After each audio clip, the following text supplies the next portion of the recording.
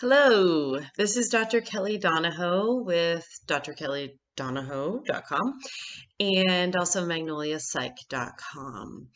Though this is going to be a series of a few videos on how to cope during this time. I was thinking maybe I could call it the COVID coping series, but then I thought, is really the need for alliteration worth using that word over and over? Maybe not.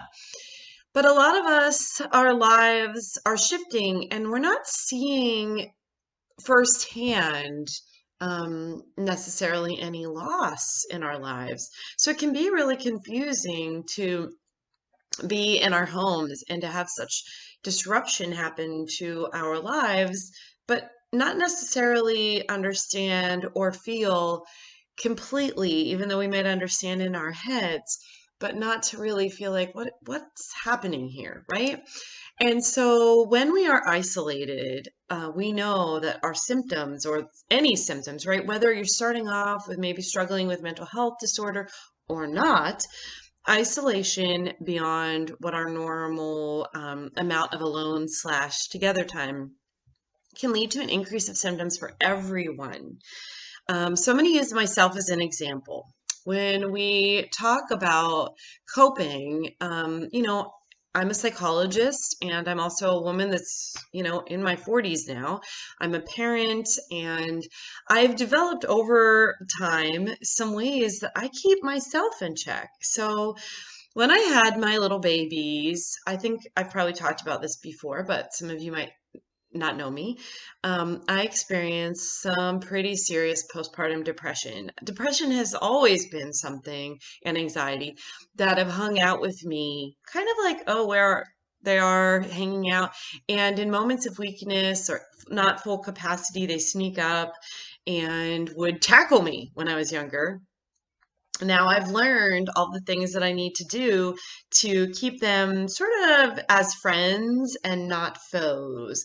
And so some of those things that I've learned, especially with the baby time, was getting outside, going for a walk, doing things, being social, being with friends. Well, obviously, that being social piece isn't as available right now. Of course, we can find creative ways to do that. And we're going to talk about that in another video. But I just want to point out that a lot of us have coping skills that we use that may not be working right now. And so I want to offer you, in the interest of reaching out, thinking about all of us, and I want to reach out with my whole heart and offer you 3 ways I've been thinking about and using for myself and sharing with my patients as well, that we can cope during this unique time. So the 3 things are, number 1, know where you are on the alone time continuum. So I'm going to show this to you. I posted a still picture on Instagram, and I'm also going to make a video for y'all so I can dig into what I mean by this even further than what I've already done. But step 1, know where you are on the alone time continuum on my expertly drawn graphic here. And so we're going to dig into this, a whole video just talking about this, but just a quick overview.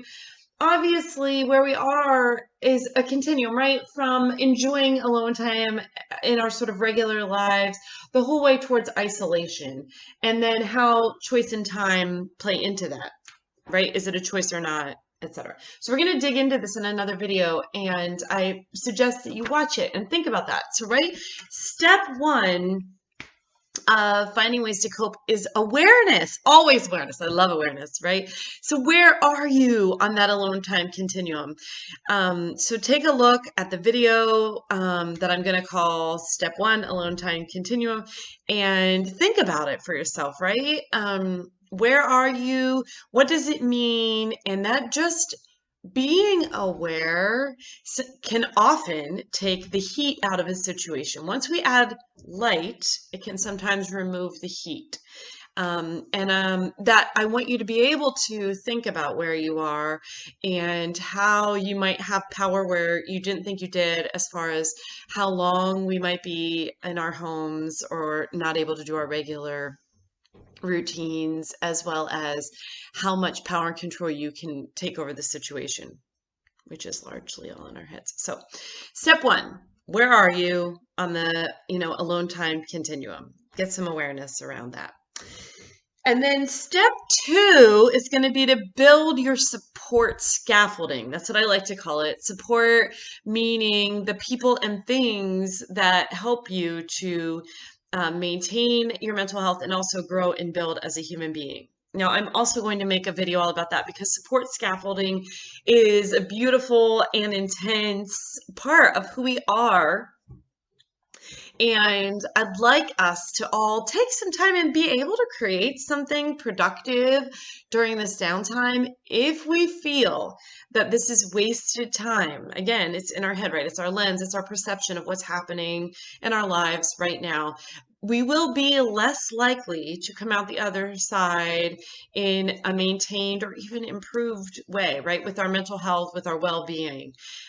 So thinking about support scaffolding, take a minute. I'm going to create a video about that and dig into that as well, right? So step one, know where you are on the alone time continuum. And step two, really work on that support scaffolding. And think about how you can take care of yourself during this time, given the resources that we have in our homes, right? So that's step two. Step three, revise and revisit. Like most things in the universe, taking care of ourselves and coping is a circular and not linear.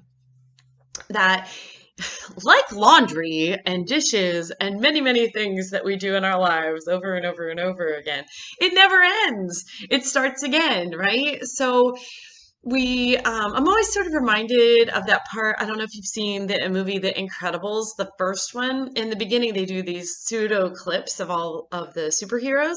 And one of my favorite ones that I think about a lot often is when Mr. Incredible's being interviewed and he says, I just fixed all this and you people mess it up again. It's like that. This life, we're human beings. We're fluid and we're changing and we're, living. So if you think about it and you embrace the fact that we are constantly evolving and changing, that you will need to revisit these coping skills again and again. So, step one, think about where you are on the alone time continuum, this moment, this day, this week. Step two, think about and build and grow and change your support scaffolding. Well, those things are constantly moving, right? We are our own ecosystem, our own solar system, if you will. So knowing and embracing the fact that you will be revisiting again and again. One way that I like to look back and see where I've been and where I've come, because sometimes it can feel like we're taking baby steps or one step forward, 3 steps back, is to somehow document this time.